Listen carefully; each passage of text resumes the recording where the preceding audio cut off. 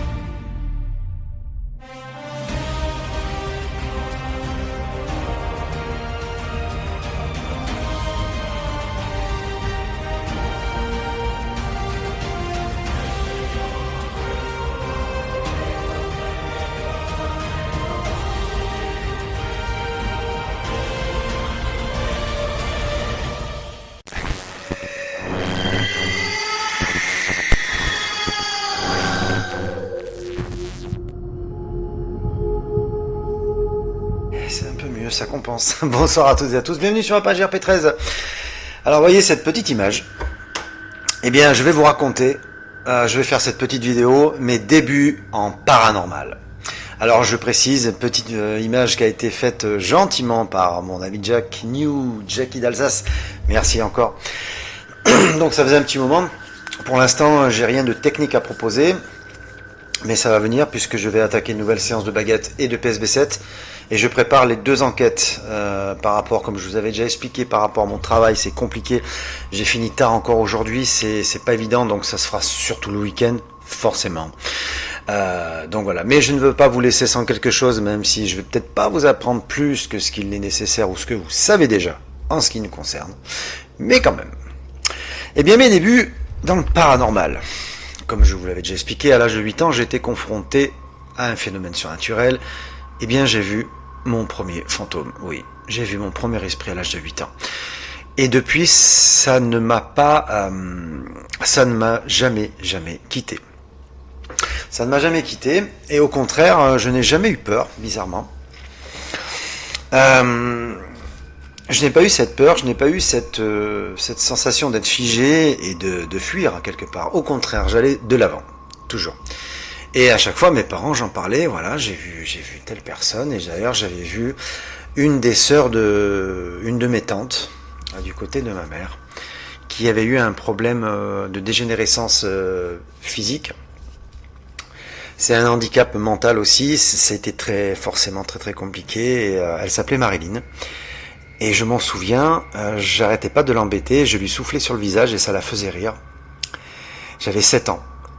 Quand j'ai commencé un peu à la taquiner, et puis malheureusement elle est partie cette année-là, et puis un an plus tard, il m'est arrivé plusieurs fois dans la nuit de sentir un souffle sur mon visage, et je sentais sa présence, son parfum même, parce qu'elle avait son petit parfum aussi, et Marilyn, j'entendais, peut-être que c'était dans ma petite tête, mais je sentais ce souffle sur mon visage, et ça me faisait sourire en fin de compte, et ça me réveillait dans la nuit. Et j'allumais la lumière, tant bien que mal, et puis ma mère, à chaque fois, elle venait, mais qu'est-ce qui se passe, tu dors pas encore? Et je lui dis, Marilyn, elle est là. Ma mère, à l'époque, elle n'avait pas encore ce don. Ma mère a un don. elle fait de la psychométrie, elle arrive à savoir ce qui peut se passer, ce qui peut arriver aux gens, soit en les touchant, soit en ayant un objet, une photo, n'importe quoi. Ma mère aussi a été confrontée à des phénomènes.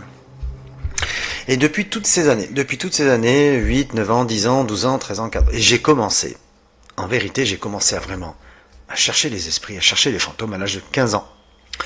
À 15 ans, j'ai commencé à me renseigner, donc c'était un sujet qui était assez varié, c'était un sujet qui était très discuté. Et puis je regardais un peu ce qu'utilisaient les passionnés de fantômes en fin de compte, donc je voyais qu'ils avaient une espèce pour enregistrer donc les PVE, aujourd'hui avec les dictaphones, enfin tout ce qui est numérique. Et avec cet enregistreur, on mettait une cassette dedans et on pouvait donc s'enregistrer, on pouvait faire ce qu'on voulait avec. Et j'utilisais ça plusieurs fois, donc j'utilisais et je réécoutais. Et bizarrement, j'entendais des choses dedans. Et ça me passionnait, puisque j'entendais des voix, comme des chuchotements et des choses comme ça. Et je me disais, c'est peut-être quelqu'un, ou peut-être les voisins. Ça n'avait aucun rapport avec les voisins. Et au fur et à mesure du temps, quand je me suis beaucoup intéressé forcément, je me suis dit, qu'est-ce qu'il faudrait de plus ? Et je vois donc la plupart de ces gens-là, de ces passionnés-là, qui avaient des caméscopes, enfin ils avaient de quoi filmer, les premiers caméscopes mini DV avec à cassette du coup. Et du coup, je me dis, tiens, pourquoi pas. Donc je m'équipe de mon premier caméscope, j'avais toujours mon enregistreur, et j'avais aussi vu par la suite, je me suis rendu compte qu'ils utilisaient tout ce qui pouvait être capable de pouvoir les identifier ou les faire remarquer. Du coup, certains utilisaient des clochettes, des petites balles, il y en a qui utilisaient plein de trucs, hein, plein d'artifices comme ça, enfin plein de genres d'outils, pour éventuellement les entendre. Et un jour, qu'est-ce que je vois ? Je dis, tiens, il y a un monsieur qui a une boussole. À quoi sert cette boussole ? Alors, pendant toutes ces années, je me suis forcément documenté. Et quand j'ai commencé à m'intéresser aux énergies du corps humain et tout ça, j'ai suivi énormément les travaux d'Albert Einstein. Et je me suis dit, tiens, une boussole, pourquoi ? Et j'ai su par la suite. Donc, on savait que une manifestation d'entité, d'énergie, pouvait perturber les champs électromagnétiques. Et il n'y avait rien de mieux qu'une boussole pour ça, quand elle commençait à s'affoler du coup. Peut-être que ça pouvait être déclenché par de la matière, enfin du métal, quelque chose, ce qui pouvait la faire... Bizarrement non, puisque je n'avais rien sur moi, je m'en souviens, j'avais fait un test, j'étais parti dans un espèce de vieux château à l'époque, quand j'étais pas ici, j'étais pas dans cette région. Et j'avais rien sur moi, j'avais tout laissé exprès, je me suis dit pourquoi pas, peut-être que ça influence la boussole. Et je commence à poser mes questions et je vois cette boussole qui commence à s'affoler. Mais vraiment, qui tourne dans tous les sens. J'ai dit là, c'est quand même curieux. Donc j'enregistre avec mon vieux enregistreur à cassette, je réécoute et j'ai entendu des PVE donc. J'ai entendu un prénom et j'entends je suis là. Et là j'étais fou de joie, je me suis dit c'est pas possible, mais c'est dingue. Et en fin de compte, j'ai dit tiens, je vais rajouter ça, finalement ça a l'air de marcher, pourquoi pas. J'avais donc ma boussole, mon enregistreur, ce vieux caméscope, le tout premier, je m'en souviens, c'était un JVC je crois. J'avais eu un vieux caméscope Canon et après c'était un Sony, toujours à mini DV, donc à cassette. Et je partais sur mes enquêtes. Et j'avais avec moi un petit carnet et je notais au fur et à mesure ce que j'entendais. Je notais l'heure, l'endroit et la nature de cette manifestation ou le phénomène entendu ou ressenti. Et voilà comment ça a démarré. Ça a démarré comme ça. Et je m'en souviens, je pense que je faisais ça presque tous les jours. Tous les jours, je m'y intéressais. Alors évidemment, j'allais dans les cimetières. Donc chose qu'il ne faut pas faire en vérité. En temps normal, je le répète, n'allez pas enquêter dans les cimetières. Laissez les défunts tranquilles dans les cimetières, s'il vous plaît. Mais j'ai fait, pour ma part, c'était une erreur. Alors j'y allais. J'y allais tous les soirs dans les cimetières. Et pourtant, et c'est là que j'avais quand même relevé pas mal de phénomènes, c'est vrai. Au fur et à mesure du temps, j'ai 17 ans à 18 ans, j'ai commencé à m'équiper un peu plus. Donc là, j'achète ma première mallette, tout content, je rééquipe avec un deuxième caméscope. Et quand les premiers caméscopes après numérique ont commencé à apparaître, là je me suis dit, punaise, il me le faut. Alors qu'est-ce que je fais ? Je travaille, j'économise. De toute façon, j'ai toujours bossé comme un fou pour m'acheter mon matos. Tout le temps. Tout ce que j'ai eu, c'est comme on dit la sueur de mon front. j'ai toujours eu ce que je voulais dans le temps et j'ai travaillé pour ça. Donc j'étais équipé de 2 caméscopes, j'ai commencé un peu à m'équiper un peu mieux. Alors après il y avait ces fameux détecteurs électromagnétiques qui ont commencé à arriver sur le marché, des choses comme ça. Et puis je me suis dit pourquoi pas. Et là après, arrivait une période où il y avait le fameux pendule. Je m'intéressais beaucoup au pendule, à la radiesthésie et tout ça. Et pendant tout ce temps-là, j'ai contacté, c'est à ce moment-là que j'ai commencé à contacter des médiums et des parapsychologues. J'ai gardé contact avec eux pendant des années parce qu'ils m'ont formé. Ils m'ont appris beaucoup de choses à ce moment-là. J'avais rencontré un radiesthésiste, c'est un monsieur qui venait de Lyon, il était dans le sud. Et lui, il me faisait des cours, en quelque sorte, il me donnait des cours sur la radiesthésie, comment il fallait faire, tout ça, qu'est-ce qu'on pouvait percevoir, la charte de communication que j'ai. Et ça a commencé de là. Et j'ai commencé vraiment à me former pendant des mois et des mois et des mois, tout en potassant à côté. À savoir que j'avais aussi un parapsychologue qui était là et qui me formait quelque part.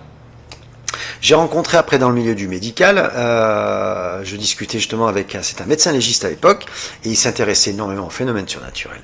Alors, il n'y avait pas mieux qu'un médecin légiste pour me parler voilà, de son métier, c'est certain, mais il me disait, tu sais, quand des fois je suis le soir, je suis en train de faire une autopsie, je sens qu'il y a un truc voilà, qui m'observe, je sens qu'il y a quelque chose. J'ai entendu une voix, un soir, je me suis dit, c'est dans ma tête, c'est pas possible, je suis hyper fatigué, à force de faire ce que je fais, peut-être que ça influence. Et en fait, non. Et il m'avait demandé, je m'en souviens, donc j'avais 18 ans, il m'avait demandé est-ce que tu pourrais venir faire quelque chose. J'ai dit ah, pourquoi pas. Je vais donc à l'Institut médico-légal, et puis c'était sur Marseille à cette époque.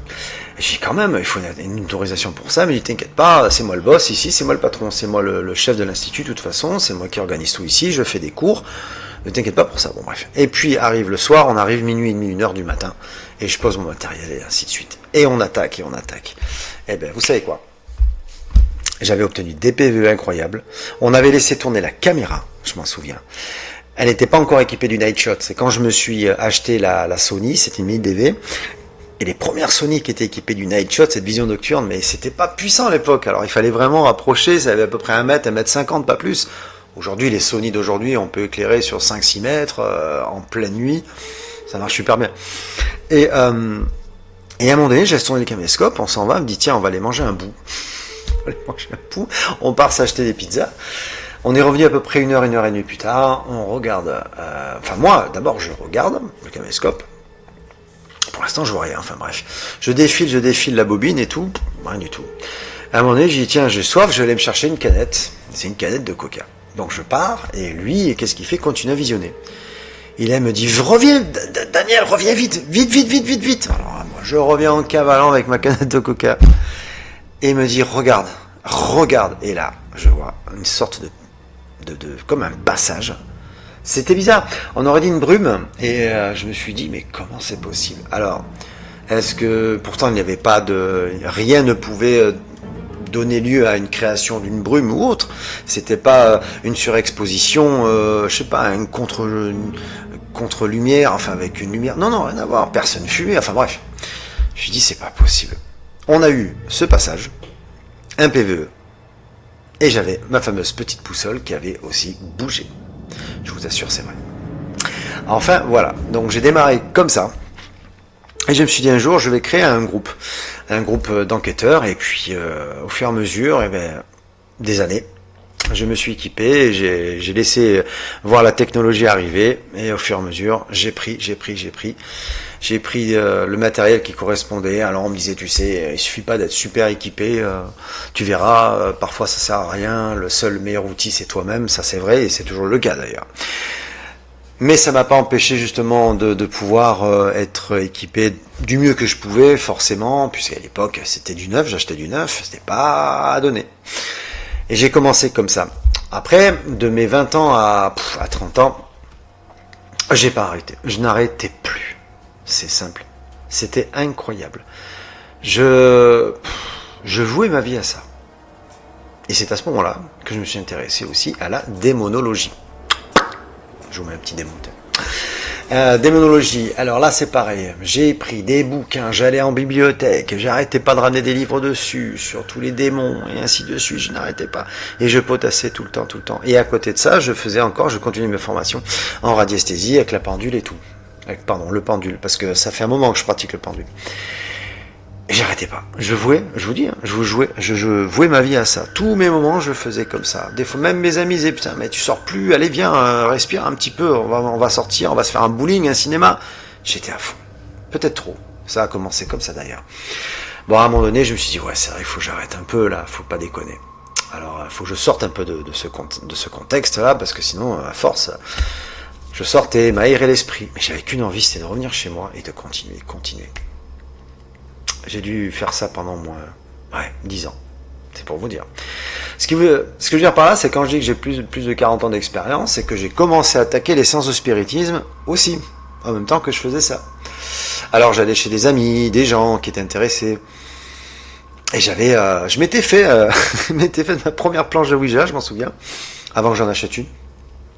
Ma première planche de Ouija, donc j'avais découpé un morceau de bois, là, genre contreplaqué, enfin bon, j'avais verni dessus, alors je m'étais fait mes lettrages, les chiffres et tout ça, j'avais remis un vernis dessus, j'avais fait un beau petit truc, mais je l'ai plus malheureusement, je l'ai perdu.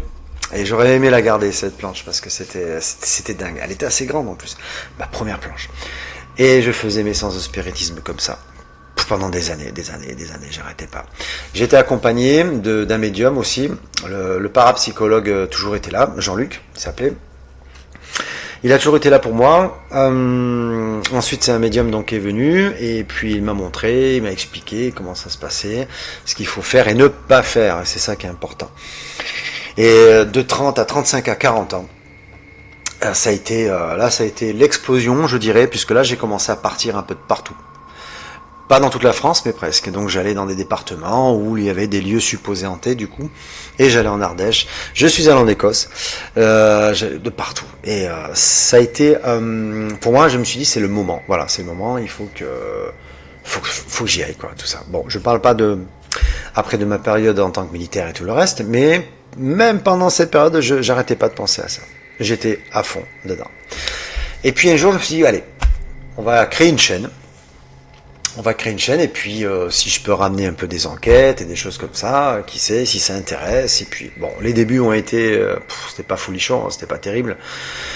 J'ai fait des erreurs, j'ai commis des erreurs aussi, que aujourd'hui je me rends compte que oui, effectivement, moi aussi j'ai fait des erreurs. Je me suis beaucoup remis en question, et de revoir toutes ces erreurs, de pouvoir en tirer du positif quelque part. C'est pour ça. Mais c'est là que je vais vous avouer, moi, tout ce que j'ai pu vivre entre les phénomènes de poltergeist, les ombres, des formes noires, enfin, et c'est là que ça a commencé à se manifester réellement. Et là, je me suis dit, ça y est, je suis dans le vif du sujet. Puisque j'ai dit, c'est bon, là j'ai eu ma première apparition à 8 ans, mais là je sens que c'est beaucoup plus costaud, parce que je m'investis plus, peut-être trop.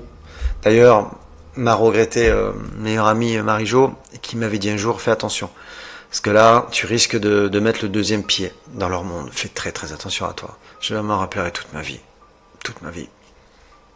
Merci Marie-Jo, merci. Merci, parce qu'elle m'a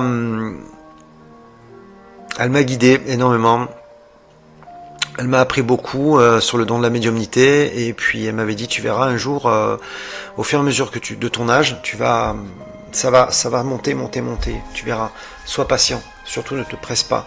Si t'as pas de résultats, si tu les vois pas, ou enfin je veux dire, si tu t'inquiète pas, laisse faire les choses. Et à partir de 50 ans, ça va démarrer. Elle avait raison. De 45 à 50 ans, ça a commencé vraiment à s'intensifier. Puisque je les ressentais de plus en plus, et j'ai même réussi à en voir l'un d'entre eux encore. C'était très fugace, c'était très très léger, c'était parsemé comme de papillonnements. Ça n'avait rien à voir avec mes yeux et mon cerveau, que ça n'a rien à voir, c'est parce que je le voyais. Et d'ailleurs, à cette époque-là aussi, il y avait donc une amie à moi aussi qui était là, elle me dit, mon Dieu, je le vois, elle avait envie de pleurer. Bref, ça a été incroyable.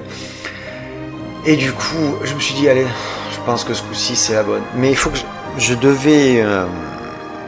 comment vous expliquer ? Je devais observer une certaine retenue quelque part. Parce que plus on en a, plus on en veut. On s'en passe plus. Et c'est là que je dis qu'ils ont un truc. Ils ont un truc. Je l'ai toujours dit, les esprits ont un truc. Ils vous sensibilisent, ils vous attirent, ils vous canalisent. C'est incroyable. C'est un peu ce qui se passe, c'est le même phénomène que je ressens quand je vais à Vernec, donc ce fameux endroit. C'est la même chose. C'est quand même incroyable. Il faut qu'on parte, mais on n'a pas envie d'y aller. Et c'est ça qui est incroyable. Et donc, pendant ces quelques années, j'ai des personnes qui viennent, qui m'accompagnent. Nous étions à un moment donné 4. il y avait 2 jeunes qui étaient super sympathiques, dont un qui était quand même assez réservé, et une jeune fille qui était là, c'était une étudiante, elle était intéressée sur les phénomènes, parapsychologue et tout, machin. Et elle commençait, donc, évidemment, par rapport à nous, elle était assez jeune, du coup, elle n'avait pas la même approche, peut-être pas la même réactivité. Elle était âgée de 19 ans à cette époque, et elle a commencé du moins à essayer de s'imprégner de ce qu'on faisait. Alors, nous, on l'a guidée, on disait attention, parce que, bon, parfois, c'est costaud. Et je sais pas ce qui s'est passé, un soir, on partait enquêter sur un espèce d'ancien manoir. On a roulé d'ailleurs, on a fait à peu près 2h, 2h30 de route, on était parti enquêter dans ce manoir, et là, il s'est passé quelque chose.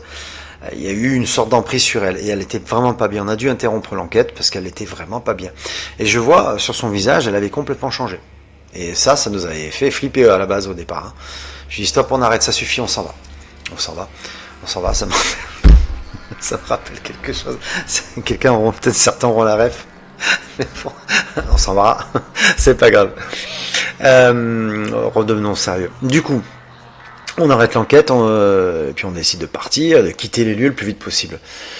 Et pendant le trajet, elle était vraiment pas bien, on était vraiment inquiets. Donc on était sur autoroute, on s'arrête, il dit bon, on va s'arrêter boire un café, on va lui demander est-ce que tu veux boire un café, quelque chose, elle voulait pas.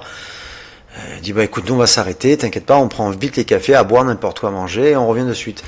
Bon, un de mes potes était resté avec elle, et puis d'un seul coup, il vient en courant, elle est partie, elle s'est sauvée en courant, je sais pas où elle est. Alors là, en plus, sur une aire d'autoroute, bon, hein, il y avait du monde et tout, elle est partie, elle partait, elle se barrait, je dis putain, mais qu'elle traverse pas l'autoroute, nous on n'était pas bien.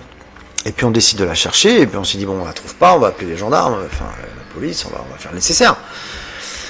On l'a retrouvée plus loin, je sais pas moi, à peu près pas loin de 400-500 mètres. Elle était planquée parce qu'il y avait une partie, c'était une forêt et tout. Elle était prostrée dans son coin. J'ai dit mais qu'est-ce qui se passe? Et j'ai essayé de lui parler calmement. Et elle m'avait avoué plus tard, le lendemain, parce qu'on l'avait ramenée chez elle, on est resté avec elle pour la surveiller et tout. Et c'est là qu'à un moment donné, quand mes 2 collègues après sont partis, parce que un travaillait, l'autre était encore en études, il était on appelle ça, ça y est.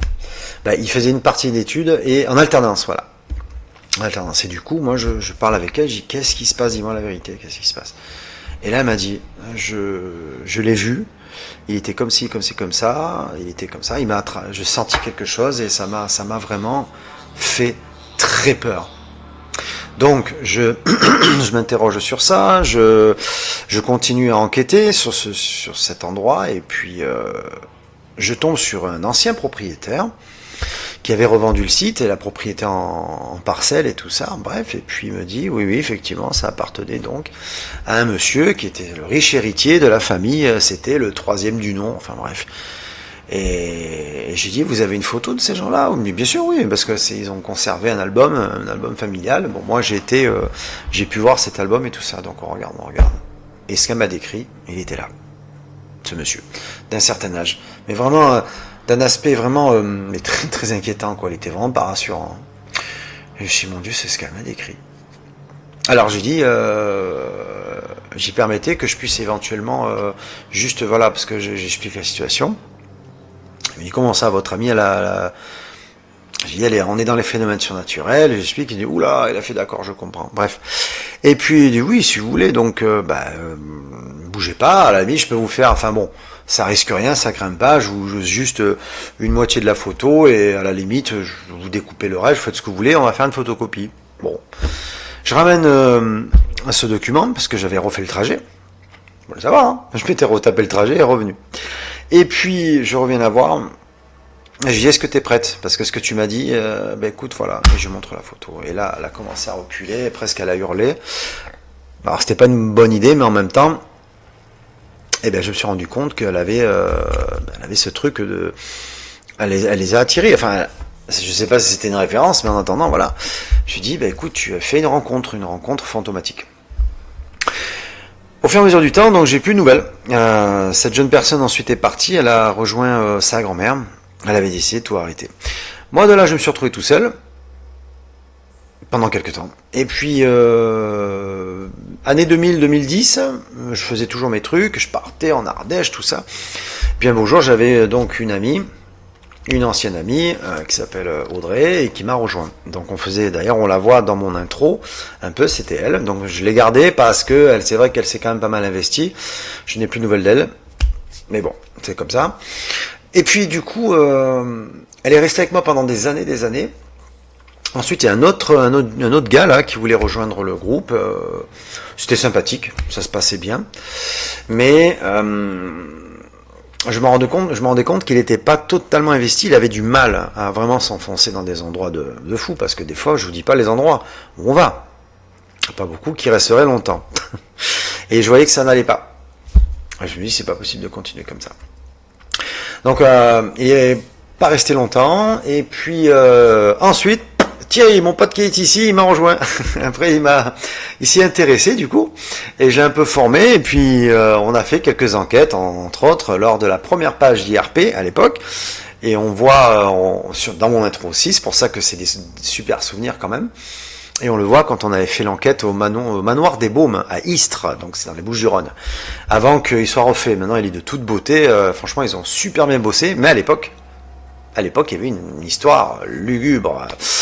À l'époque, si vous voulez, il y a une partie, je crois que j'avais essayé de sortir la photo. Il y avait une avancée, une grande avancée qui était sur le côté sud-ouest de la maison. Le mari, à cette époque, justement, avait fait une salle de bain pour sa femme. Parce qu'il l'aimait tellement qu'il avait fait construire ce manoir un peu pour elle. Et il avait fait cette belle salle de bain avec une avancée pour qu'elle ait une vue, parce qu'à l'époque, il n'y avait pas les bâtiments, tout ça, c'était des immenses champs. Elle avait une belle vue sur l'ancienne ville d'Istres, enfin bref. Et il y a eu un souci. Un très gros souci, forcément. Et parce qu'à un moment donné, il l'a suspecté qu'elle l'avait trompé avec un autre. Et puis, il s'est passé ce qui s'est passé malheureusement. Et moi, je suis allé enquêter, Thierry qui me rejoint, donc on a fait plusieurs fois l'enquête là-bas. J'avais fait une photo où on voit une forme qui apparaît dans cette salle de bain.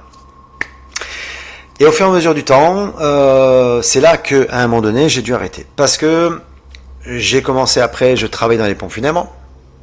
Et là, faire les pompes funèbres plus les enquêtes, c'était trop. Ah oui, j'étais constamment en étroite collaboration, je dirais, avec les défunts. C'est sûr, mais là, c'est là que ça a commencé, les problèmes ont commencé là, à partir de ce moment-là. J'étais tellement investi que j'avais mon comportement qui changeait, j'étais pas bien. J'étais agressif, je m'énervais pour un oui, pour un non. J'avais l'impression qu'il y avait une force qui me disait, allez, vas-y, de toute façon, t'as rien à craindre. Bref, j'étais vraiment très, très désagréable. Et c'est à ce moment-là qu'on m'a dit, stop, tu arrêtes. C'est fini, faut que tu arrêtes. Pendant des années. Jackie, donc, que j'ai connu sur Facebook, qui me suivait pendant longtemps, aussi, pendant un moment, et bien à un moment donné, j'ai disparu de la surface de la Terre, comme on dit, c'était fini les enquêtes. Fini, terminé, je faisais plus rien. Et j'avais tout arrêté. Ça m'a permis de me retrouver, ça m'a permis de me reprendre un petit peu, et je me suis dit, bon, on verra bien. Mais j'ai jamais, j'ai pas relancé le truc finalement moi-même, parce que j'ai été rappelé quelque part, tout simplement. Lorsque j'ai créé donc IRP13 et que j'ai décidé de revenir sur YouTube, parce qu'à un moment donné YouTube je voulais plus entendre parler, ainsi que Facebook. Et puis finalement je me suis dit voilà, j'ai été rappelé. Première enquête, c'était des gens qui m'ont demandé à l'aide, carrément. Et j'ai continué finalement, je me suis rééquipé parce que j'avais tout vendu. J'avais revendu ça justement à un de ces gars qui m'avait accompagné. Il voulait faire cavalier seul, comme on dit. J'écoute, j'ai ça à vendre. J'avais des détecteurs électrostatiques. J'en avais 4, là il me reste un. J'avais exactement 8 caméras au total. 8. J'avais un système DVR, les fameux DVR. Je vous montre là. Boum là, voilà ça là. Ça, les DVR, donc les fameuses caméras reliées avec un écran divisé sur un écran, sur une télé. Bref, là j'en avais du matériel. Au total, 8 caméras au total. Donc plus les DVR, enfin les DVR y compris, plus mes caméras en fixe, en mouvement. J'avais deux thermomètres infrarouges à laser, j'avais 6 ou 8 capteurs électromagnétiques, j'avais fait des EMF pompes moi-même, j'avais construit moi-même mon EMF pompe, une pompe EMF pour produire de l'EMF. C'était affolant. Et j'ai 4 mallettes. J'avais 4 mallettes. Ouais, ça faisait du matos. Et puis un beau jour, là, j'avais décidé de tout arrêter. Et je me suis dit, ouais, c'est un peu trop. c'est un peu trop parce que même il m'est arrivé même des nuits de les entendre, ça n'arrêtait pas. J'entendais mon prénom toutes les nuits. C'était pas dans la tête, je m'imaginais pas, je me créais même, c'était pas moi qui me créais ça, qui me construisais moi-même. Non, je vous assure. Quand on m'appelait Daniel, je les entendais, mais je les entendais physiquement. Ils étaient là. Chaque nuit. J'entendais des gémissements, des chuchotements. Mon prénom. Ça a été, pendant un moment, ça a été, oui, fatigant, puisque j'ai failli perdre la tête. C'est pour ça que ce sera peut-être un prochain sujet. Peut-on, je crois que je sais plus si j'en avais parlé, peut-on devenir fou à cause du paranormal? Bon, en tout cas, ça a été révélateur de quelque chose. Enfin, d'une vérité pour dire, ok, maintenant tu le sais. Tu as essayé de montrer aux gens, tu sais qu'ils sont là, tu sais que pour toi, tu sais qu'ils existent, ils sont là. Point. Alors, j'avais plus rien à prouver. J'avais plus aucune raison de continuer, en fait. C'est là que j'ai pris un peu de recul et je me suis un peu ressaisi, ça allait bien mieux. J'avais repris un nouveau travail et tout ça. Enfin, ça allait vachement bien, mais bon, un jour ou l'autre, j'ai dit, quand même, ça manque. Et ça n'a pas loupé. Ça n'a pas loupé puisque j'ai été rappelé. J'ai bien dit le terme rappelé. Et j'ai continué. J'ai recommencé à fond. Enfin, à fond. Plus soutenu, on va dire, plus soutenu, mais avec de nouvelles connaissances, une meilleure approche. Une meilleure approche, justement, j'ai évoqué le nom de Marie-Jo, justement, elle m'a beaucoup aidé, puisqu'elle m'avait dit un soir, lors d'un apéro dînatoire, elle m'avait invité, avec Audrey, entre autres, elle m'avait dit, bon, tu serais prié de ne pas les amener avec toi, s'il te plaît, parce qu'elle les voyait. Elle m'avait décrit une personne que je m'étais occupé quand je travaillais dans les pompes funèbres. Je crois que je vous l'avais déjà expliqué. Elle m'avait décrit cette dame, voilà. Et je me suis dit, ça alors, c'est incroyable. Et je sentais cette présence. C'était une présence si douce, si de bienfaisance. Enfin, j'étais bien, quoi. Et ben c'était cette dame en fait. Et Marie-Jo m'a décrit cette dame d'un certain âge, habillée comme ça, avec son petit bijou camé. Et qui m'avait dit, elle est là, elle a posé ta main sur toi tout à l'heure. Et elle a souri. Et elle me l'a décrite alors qu'elle l'a jamais vue forcément. C'est là que je me suis dit, mon Dieu. Donc c'était pas n'importe qui, Marie-Jo. C'était pas n'importe qui. Une médium clairvoyante. Mais alors supravoyante même. Hein. C'était impressionnant parce qu'il y avait des détails incroyables. Elle me détaillait une maison dont elle n'avait jamais mis les pieds. Elle m'a dit, fais attention, la maison elle est comme ça, mais il y a quelque chose de néfaste à l'intérieur. Et elle avait raison, puisque j'avais été enquêté, je suis reparti. J'ai jamais eu peur de ça. Hein. Au contraire, j'allais devant moi. Au devant du fantôme, au devant de l'esprit, au devant du danger, j'avais jamais peur de ça. La peur n'a jamais... elle ne naît pas en moi, dans le monde paranormal. Alors j'avançais, malgré la menace, mais j'avançais. Mais j'ai quand même une voix qui me disait, arrête, Daniel, stop. Demi-tour, enfin pars, fais ce que tu veux, mais ne reste pas là. Donc je sentais qu'il fallait que je parte. Alors j'ai tout laissé tomber et puis ça s'est arrêté là. Voilà. Aujourd'hui, IRP13 est revenu en force et c'est pas fini puisque justement il y a du matériel à venir encore, du nouveau matériel. Thierry qui est là, qui m'accompagne, mais il est vrai qu'on cherche d'autres personnes pour le groupe. Ce serait pas mal du tout. Enfin voilà, donc j'avais envie de vous en parler, c'est une petite vidéo, bon c'est pas grand chose, mais j'avais envie de vous faire part de mes débuts, de ce que j'ai vécu, parce que j'en ai vécu, croyez-moi, j'ai fait énormément de séances de spiritisme, énormément de séances au pendule, je vous jure, j'ai travaillé sur le jeu de cartes Zener, la perception extrasensorielle pendant des années, j'ai bossé là-dessus. J'ai travaillé, j'ai pratiqué de ça, ça a été infernal. Je vous dis, ça a été infernal, tout ce que je faisais. Et du coup, oui, je compte plus les séances de spiritisme, j'en ai tellement fait. Donc maintenant, je sais, je peux quand même me permettre d'en parler, de pouvoir même former même des gens. Je peux leur dire, attention, faites vraiment attention, s'il vous plaît, avec cette Ouija. Je vous en supplie. Je vous en supplie, faites gaffe. Parce que il m'est arrivé beaucoup de choses, j'ai été incorporé. J'ai mis 4 jours pour m'en remettre. J'étais cloué au lit. J'avais de la fièvre, mais sans maladie, sans grippe, sans rien. J'étais pas bien. Mon visage avait changé. Mes parents, ils s'étaient inquiétés. Mais vraiment. Et pendant 4 jours, J'avais l'impression d'être dans le désert tellement j'avais soif. Je buvais des litres et des litres et des litres d'eau. Que même mon médecin de famille, hein, parce que ça fait 40 ans qu'on se connaît, mon médecin de famille, médecin traitant m'avait dit, c'est pas possible de boire autant d'eau. C'est trop. Et il fallait du sucre dans l'eau. J'avais un besoin de sucre. Alors, ce qui s'est passé avec cette incorporation, c'est que, je sais pas, ça m'a complètement vidé. Et j'étais limite un légume, limite catatonique. C'était incroyable. Donc je sais ce que ça fait. Je sais ce que c'est qu'un poltergeist, les esprits frappeurs. Je sais ce que c'est qu'une incorporation. Je sais ce que c'est que de faire une rencontre fantomatique. J'en ai capté, j'en ai une sur vidéo. Bref. Je vous dis simplement, pour tous ceux qui font du paranormal, ne soyez pas trop sûr de vous. Soyez humble, restez humble. Faites ce que vous avez à faire avec la passion. Mais je vous en conjure. Faites très attention, sincèrement. Parce que quand ça arrive... encore bon là ça va, j'ai encore une assez bonne condition physique, mais vous savez qu'il y a des gens, malheureusement, vous n'êtes pas préparés du tout à une rencontre réelle, une rencontre grave, fantomatique. C'est extrêmement désagréable, ça peut être très dangereux pour vous aussi. Et quand on dit qu'ils prennent l'énergie, ils le font, et parfois d'une manière démonstrative. C'est extrêmement violent. On a l'impression de partir à notre tour.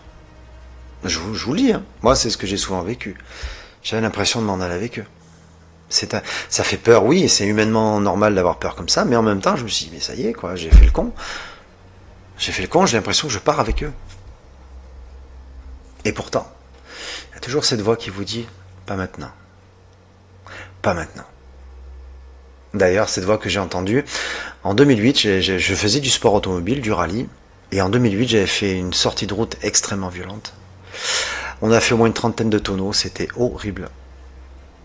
J'étais KO, j'étais fracturé de partout. J'avais l'impression, j'ouvre les yeux, j'avais les yeux au ciel, puisque quand la voiture elle s'est remise sur le côté et fracassée, je voyais, j'avais le regard dans le ciel. Je me suis dit, ça y est, c'est fini. Ça fait bizarre, hein. Et là, tout va vite dans votre tête. Vous repensez à tous vos moments. Votre famille vous dit, mon Dieu, mais je vais leur faire une peine monumentale, monstrueuse, les pauvres, ils vont... Mais comment je vais faire? Je suis mort. Enfin, on se pose tous ce genre de questions. Enfin, tous. Je veux dire, quand on a ce phénomène, là, enfin, c'est quand ça vous arrive. Et je me suis dit, ça y est, c'est fini. Je suis au ciel. Et une petite voix qui me dit encore, non, pas maintenant. Pas maintenant. Rien que d'y penser. Ça fait bizarre. Bon, enfin voilà. Du coup, IRP13 en force. Projet donc matériel, projet véhicule. Ouais, ça promet. Parce que j'ai l'intention de sillonner la France entière pour ça. Donc bon, ouais, ça promet. En tout cas, merci d'avoir écouté. Surtout, il n'y avait pas grand-chose. Hein, voilà, juste cette belle image de Jackie. Ghostbusters, forcément, hein, c'est mes mentors, hein, Ghostbusters, quoi. C'est une référence pour moi. C'est un film peut-être, mais bon, tout a basculé avec ça en plus. Du coup, dans les années 80, alors là, ça a été incroyable. Donc voilà. À part ça, quoi d'autre? Qu'est-ce que je peux vous dire d'autre? Écoutez, vivez votre passion à fond, mais vraiment faites attention. Faut pas croire. On se croit. C'est pas qu'on se croit invincible. C'est pas ça que je veux dire. C'est qu'on s'imagine que rien ne peut arriver. Et... En fait, si. Parce que si dans notre monde c'est la pagaille, dans le leur c'est la même chose. Faut pas oublier. Il y a les bons et les mauvais. Faut jamais oublier ça. Voilà. Merci beaucoup d'avoir regardé. Salut Jackie, salut Jérémy. Et puis merci encore pour tes nouvelles images, toujours. Elles sont superbes. Et puis on va se retrouver très très vite, certainement pour une autre séance, peut-être une séance d'analyse PVE de la session baguette sur Elvis Presley. Et puis une séance PSB7 que je vais refaire. Préparation des 2 enquêtes. La deuxième en question, je vais encore rester un peu dans le secret. Certains sont au courant, pas tous, mais je vous annoncerai ça au moment opportun, c'est-à-dire quand on sera sûr d'y aller, quand on sera sûr de pouvoir s'y rendre et de la réaliser cette enquête. Je ne vais pas vous promettre quelque chose que je ne ferai jamais. Cependant, il y a eu ça a été long, c'est vrai, parmi mes enquêtes, donc je suis désolé. Par contre, après, ça va encore s'enchaîner. Il y aura encore d'autres enquêtes, mais dans d'autres endroits. C'est qu'on cherche d'autres endroits. Et comme j'ai un souci de voiture, c'est vraiment pas évident pour moi. J'espère pouvoir changer de véhicule un jour. Il faut que je la fasse réparer et c'est pour ça que je peux pas aller très loin et de faire des enquêtes régulièrement. En plus avec mon nouveau travail, c'est compliqué. Mais je vous ramènerai de superbes enquêtes immersives avec du nouveau matériel. Et sûrement un drone qui va venir équiper le matériel IRP13. C'est ce qui va peut-être rajouter de la dynamique à nos enquêtes. Et puis quelques vues aériennes, pourquoi pas. Ça peut être sympa. Et d'ailleurs, c'est ce que j'aimerais avoir avant de me rendre sur la grosse enquête. Je l'appelle grosse enquête parce que c'est dans l'un des endroits les plus apparemment hantés de France. Alors à bientôt. Enfin, on se retrouve comme d'habitude rapidement avec d'autres petites vidéos que je vous prépare. Et puis soyez fidèles à ma chaîne. Merci encore de vous être abonnés. Croyez-moi, vous ne serez pas déçus. Le concept que je vous propose, même si ça paraît semblable aux autres, c'est que nous avons l'entière responsabilité d'être le plus honnête, le plus droit, le plus clair, le plus transparent possible avec vous. Faites attention à ce que vous regardez sur YouTube. Faites attention à certains groupes de faux enquêteurs, parce qu'il y a de très bons groupes d'enquêteurs. Heureusement, merci. Heureusement qu'il y en a qui sont honnêtes et qui font un super travail. Mais faites vraiment gaffe, vraiment, parce que on va vous dire n'importe quoi et vous allez faire une généralité. Et c'est ça qui est dommage. Et je déteste que le paranormal soit bafoué, qu'on se moque des défunts surtout et qu'on en tire profit, quoi. Ça, je suis pas d'accord. Il y a des choses à ne pas faire. Voilà. Faites très attention aussi à ce que vous utilisez par rapport à votre matériel. Et attention à vos téléphones portables, je répète encore une fois. Parce que là, je me suis pris une espèce de soufflante la dernière fois avec un gars qui a voulu me poser des questions. Il me dit, ouais, de toute façon, le téléphone, c'est n'importe quoi. C'est ce qui déclenche vos détecteurs. Ça les déclenche. Le mode avion, c'est de la connerie. Je sais pas, j'en ai pris plein la poire. J'ai dit, déjà, on se calme. Tu vas te calmer, sinon je vais prendre la voiture. Je te jure, je vais te retrouver, j'ai ma parole, je vais t'en mettre une, tellement ça m'a énervé. Non, mais pardon, je voulais pas manquer de respect, mais les téléphones, par contre, il a pas tort. Je suis désolé, maintenant, ça va peut-être pas en plaire à certains. Moi, concrètement, le téléphone, c'est interdit sur les enquêtes, je vous le dis. Voilà. Ça va vous fausser toutes vos données, tout simplement. Moi, c'est mon opinion, attention, hein, ne m'attaquez pas, ne commencez pas. Je ne vous critique pas, je dis simplement évitez les téléphones portables. Parce qu'on passe pour des... Voilà, moi, limite, si j'utilise... On va dire, ça y est, téléphone portable, c'est bon, c'est n'importe quoi. Pourquoi je vais acheter une caméra SLS? Tenez, caméra SLS, elle est là, voilà. C'est une vraie caméra SLS. La vraie, voilà. Et je la paye pas, attention, hein, c'est pas donné. C'est un outil qui a été conçu exprès avec un logiciel adapté, paramétré pour ça, avec le principe de la Kinect, donc des milliards de multiples faisceaux lumineux. C'est ce qu'on se sert pour les jeux sur Xbox, quand vous faites des mouvements comme ça, c'est ce qui recrée dans l'espace-temps vos mouvements. Et c'est ce qui va permettre, peut-être, justement, de déceler et de faire apparaître une forme, une masse résiduelle d'énergie. Parce que oui, ça marche la Kinect. Je l'ai déjà testé. C'était un modèle en particulier quand ils l'ont créé. J'ai eu le privilège, la chance de pouvoir la tester. Et bien croyez-moi, ça fait bizarre. Parce que quand on a vu cette forme apparaître, corroborée d'un PVE, d'une photo, d'une prise photographique au flash, qu'on a vu cette forme, là, je me suis dit, mais donc c'est vrai, ça marche. Ça marche. C'est pas une application à la con. C'est une vraie. C'est un peu comme je vous dirais de créer une fausse vision nocturne sur le téléphone. C'est la connerie. C'est comme les caméras thermiques. Il y a des applications caméras thermiques. C'est débile. Vous n'avez pas le capteur au carbone qui permet justement de faire cette différence de source. Différence de source de chaud et de froid. C'est un capteur au carbone. C'est d'ailleurs pour ça que ça coûte une blinde. Voilà. Aucune application ne remplaceront la PSB 7, les Spirit Box. Aucune application ne remplaceront les véritables Spirit Box. Donc je vous le dis sincèrement, faites comme vous voulez. C'est pas le truc. Ne m'en voulez pas. Ne soyez pas méchants avec moi. Continuez à me regarder si vous le souhaitez. Moi, je regarde vos vidéos. J'aime vos vidéos pourtant. J'aime vos enquêtes. Je vous regarde, même si vous utilisez les téléphones portables. Mais j'aime beaucoup votre travail. La façon dont vous avez votre façon à vous de faire vos enquêtes. Et c'est ça qui est intéressant. Parce qu'en fait, on échange quelque part. Mais on n'échange pas assez. On pourrait se parler encore plus. On pourrait dire, moi, plutôt, j'aurais peut-être fait comme ça. J'aurais posé une caméra ici, une caméra de chasse là. Mais bon, chacun a sa façon de faire. Donc, pas de critique. Je constate simplement qu'il y a des choses qui ne vont pas. Après, vous pouvez me dire pareil, non, toi, ce que tu fais, moi, je suis pas convaincu. Ok, très bien, désolé. Mais bon, j'ai toujours fait comme ça. Maintenant, vous me dites que les téléphones, ça marche.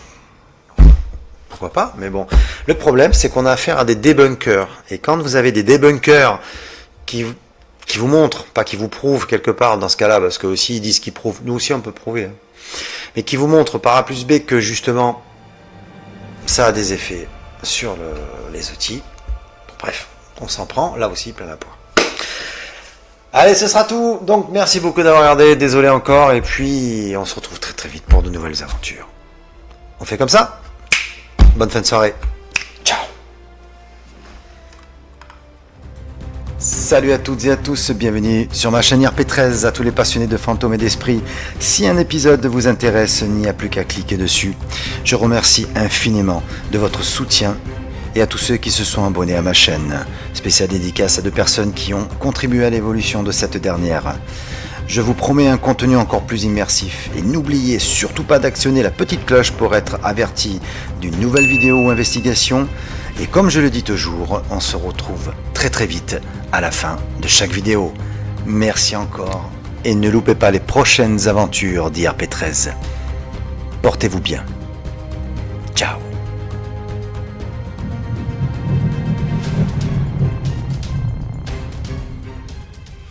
Et voilà les amis, j'espère que donc mon vécu et mes débuts dans le paranormal ça vous a plu. Prochain reportage imminent, ne pas enquêter n'importe où et vous comprendrez pourquoi, j'expliquerai tout. Merci beaucoup et merci à vous surtout. À très bientôt, portez-vous bien. Ciao.